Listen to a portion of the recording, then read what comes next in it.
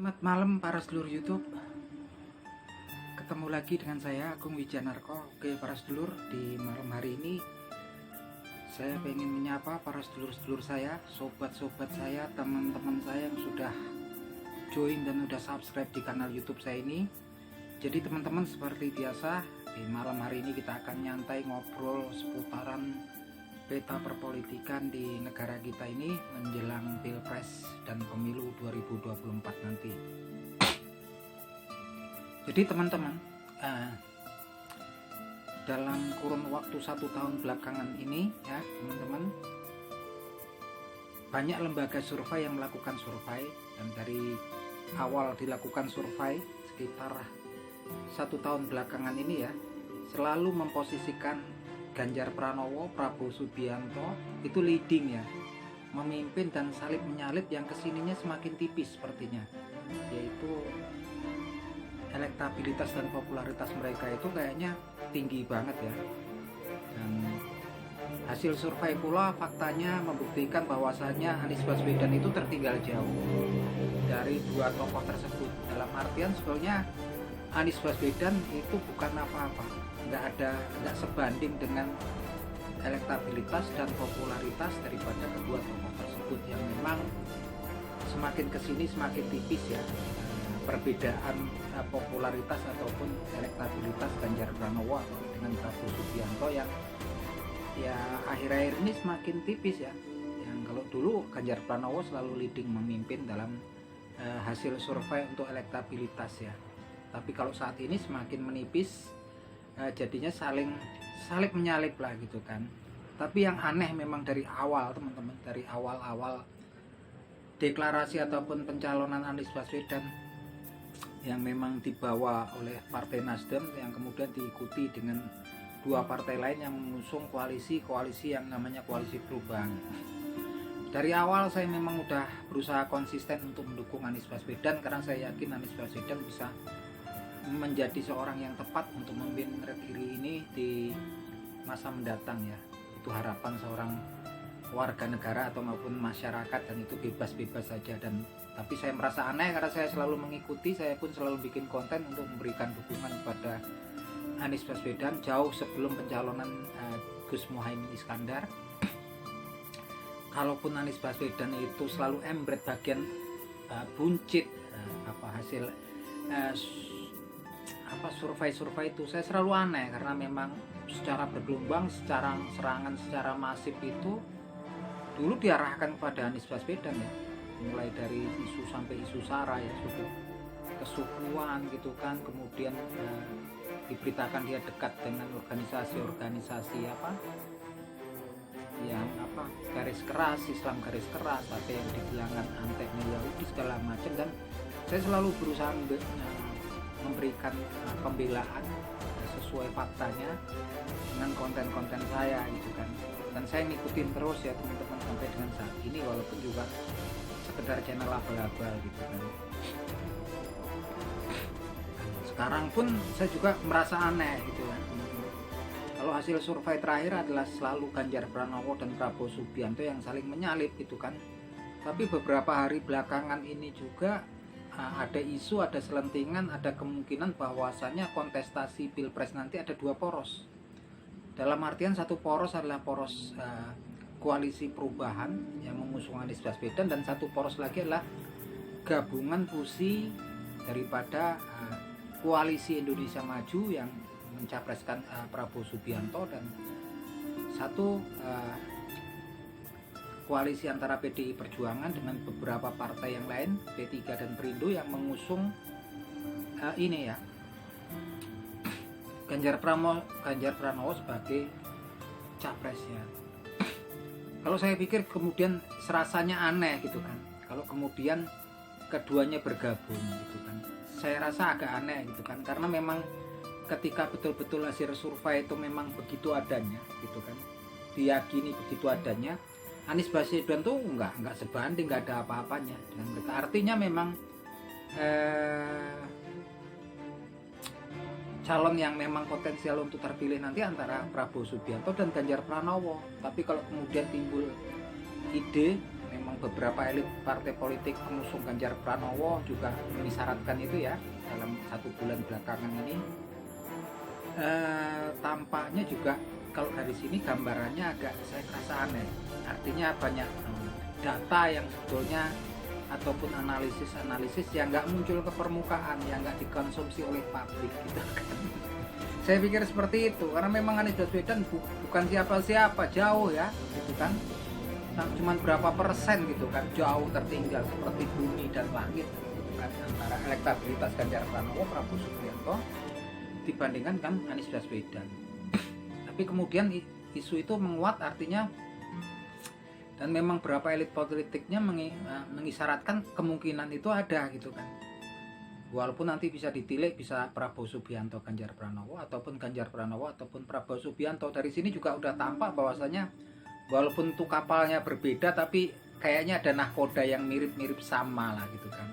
Arah kapalnya ini sama, dan memang tampaknya juga ada kekhawatiran gitu, kecemasan yang sepertinya nggak bisa disembunyikan gitu kan.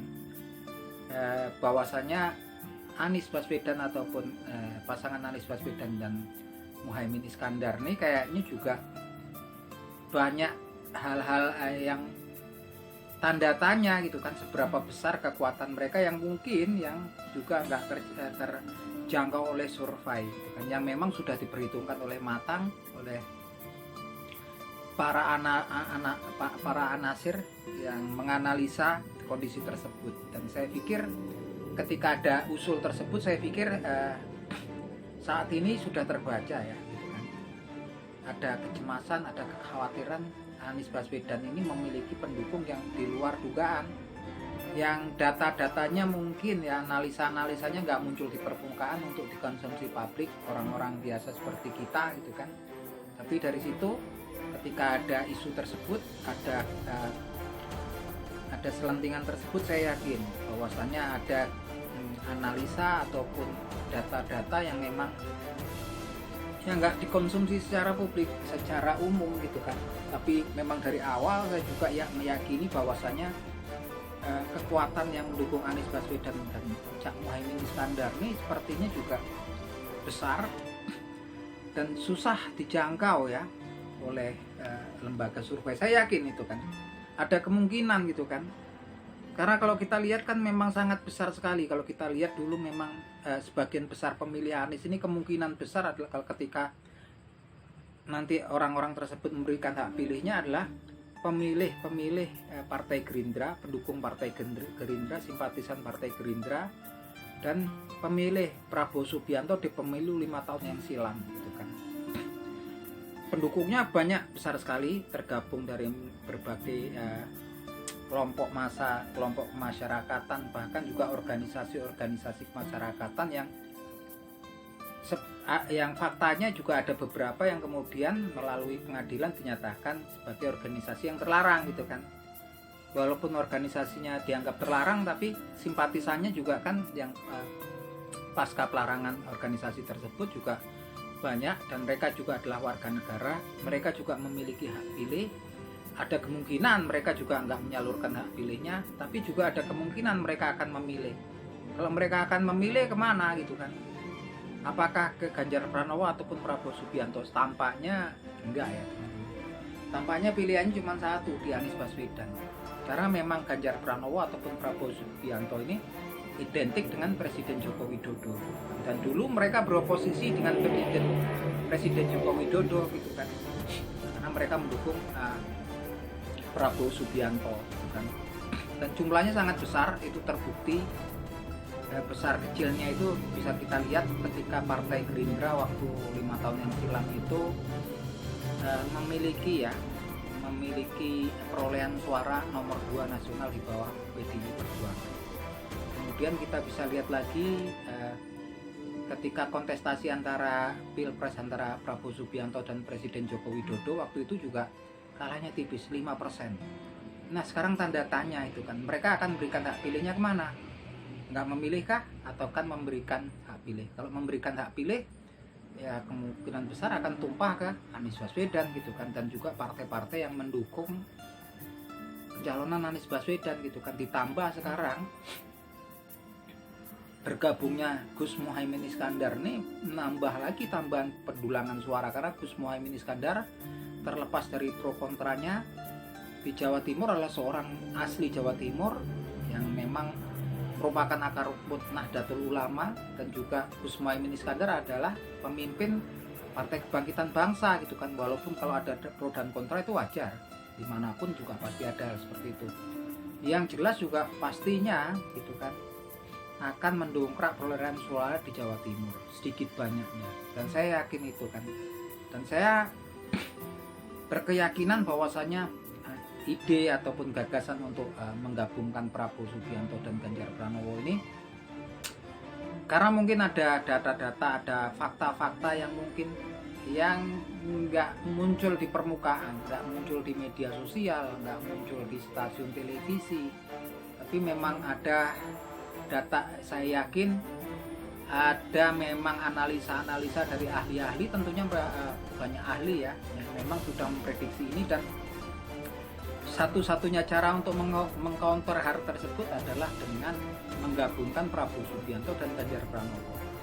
Walaupun kalau kemudian nanti kontestasinya itu dua poros, tampaknya polarisasi di masyarakat tuh tampak banget, karena kemudian gambarannya adalah seperti koalisi perubahan yang memang memberikan janji perubahan pada kehidupan masyarakat di masa mendatang, dengan koalisi yang didukung pemerintahan yang dengan jargonnya, dengan tujuannya untuk memberikan keberlanjutan daripada ide dan pembangunan ataupun proyek-proyek yang sudah dijalankan dimulai di zaman Presiden Joko Widodo. Dan ini tampaknya juga kita tinggal tunggu waktunya, tapi saya yakin kemungkinan besar juga akan terjadi dua poros, itu kemungkinan besar. Karena kalau memang tiga poros itu sebetulnya juga mengkhawatirkan pastinya, karena memang Prabowo Subianto saat ini kue yang diiris itulah kue pendukung Presiden Joko Widodo, fansnya Presiden Joko Widodo, simpatisannya Presiden Joko Widodo, yang kalau Prabowo Subianto nggak mencalonkan diri sebagai capres, pastinya semuanya akan ke Ganjar Pranowo. Artinya walaupun tampak leading itu kan kita nggak tahu jangkauan surveinya, yang jelas itu adalah suara yang sebetulnya bulat, suara simpatisan pendukung ataupun relawan Presiden Joko Widodo yang besar, tapi kemudian terpecah menjadi dua. Nah, kemungkinan untuk membulatkan suara itu ya difusikan, digabungkan antara Ganjar Pranowo dengan Prabowo Subianto ataupun Prabowo Subianto Ganjar Pranowo. Dan kalaupun itu terjadi juga pastinya juga kemungkinan besar capresnya, kemungkinan besar menurut analisa saya adalah Prabowo Subianto ya. Akan sangat sulit sekarang, memang keterbatasan usianya Pak Prabowo Subianto ya. Ini kan memang udah sekitar 70-an atau berapa lah ya. Artinya kalau nggak sekarang kapan lagi gitu kan, agak sulit. Dan memang ini penentuannya agak sulit, karena juga sepertinya PDI Perjuangan juga sebagai partai pemenang pemilu sepertinya juga menginginkan Ganjar Pranowo sebagai capresnya.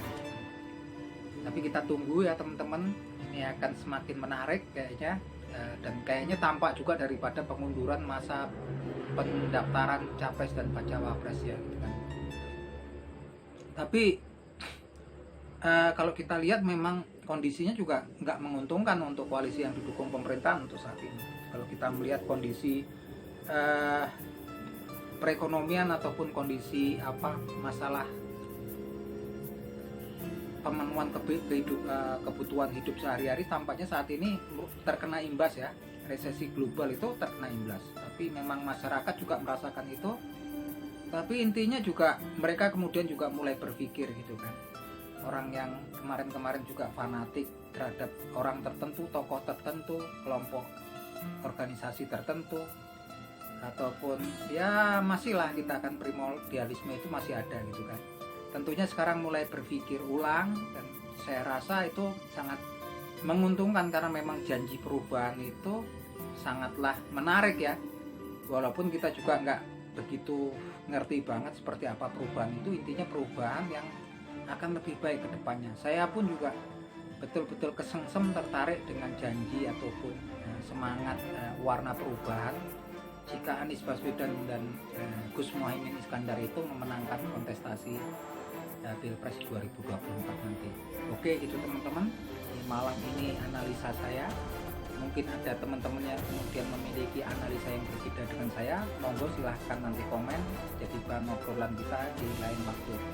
Oke gitu teman-teman, akhir kata siapapun nanti yang memenangkan kontestasi Pilpres 2024, Ganjar Pranowo kah, Prabowo Subianto ataupun Anies Baswedan, kita harus mendukungnya dengan keyakinan bahwa yang terpilih itu adalah putra terbaik bangsa, dan kita harapkan bisa memberikan solusi-solusi terhadap masalah-masalah yang kemungkinan yang akan dihadapi oleh bangsa kita di masa mendatang. Oke gitu teman-teman, salam seduluran dari saya Gung Wijanarko dari Yogyakarta. Yuk, matur nuwun.